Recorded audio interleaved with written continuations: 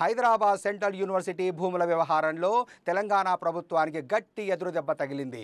HCU భూముల్లో చేపడుతున్న పనులన్నింటినీ నిలిపివేయాలని supreme court ఆదేశాలు జారీ చేసింది. తమ ఆదేశాలను ఉల్లంఘిస్తే ప్రభుత్వ ప్రధాన కార్యదర్శి వ్యక్తిగత బాధ్యులవుతారని హెచ్చరించింది. ఈ మేరకు జస్టిస్ భూషణ్ రామకృష్ణ గవాయ్, జస్టిస్ అగస్టిన్ జార్జ్ మాసి ధర్మాసనం ఆదేశాలు ఇచ్చింది. దీంతో హెచ్సియులో పండగ వాతావరణం నెలకొంది. యూనివర్సిటీ విద్యార్థులు సంబరాలు చేసుకుంటున్నారు. కంచగచ్చిబౌలి భూముల్లో 400 ఎకరాల వేలంపై వారం రోజులుగా విద్యార్థులు ఆందోళన చేస్తున్నారు.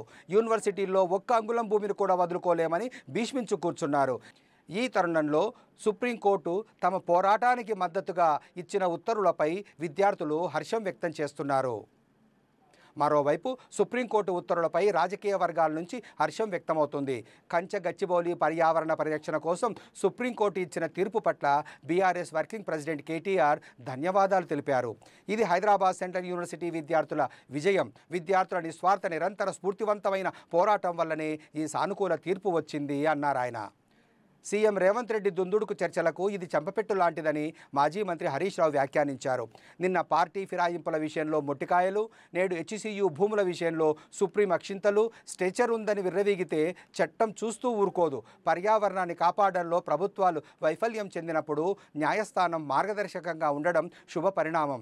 ఇది విద్యార్థుల విజయం, పర్యావరణ ప్రేమికుల విజయం, సామాజికవేత్తల విజయం. హెచ్సియు భూములు కాపాడుకునేందుకు ఎంతగానో పోరాటం చేసిన విద్యార్థులకు, తెలంగాణ సమాజానికి అభినందనలు అని తెలిపారు.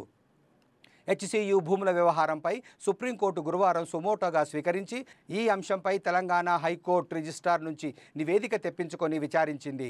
విచారణ సందర్భంగా కంచగచ్చిబౌలిలో 400 ఎకరాల్లో యథేచ్ఛగా చెట్లను నరకడంతో పాటు పర్యావరణాన్ని దెబ్బతీయడం, జేసీబీలతో చెట్లను కొట్టేయడం, మూగజీవాలను హింసిస్తున్నారనే తెలంగాణ హైకోర్టు రిజిస్ట్రార్ ఇచ్చిన నివేదికపై supreme court justice Bhushan Ramakrishna Gavai, justice Augustine George Masih ధర్మాసనం ఆవేదన వ్యక్తం చేసింది.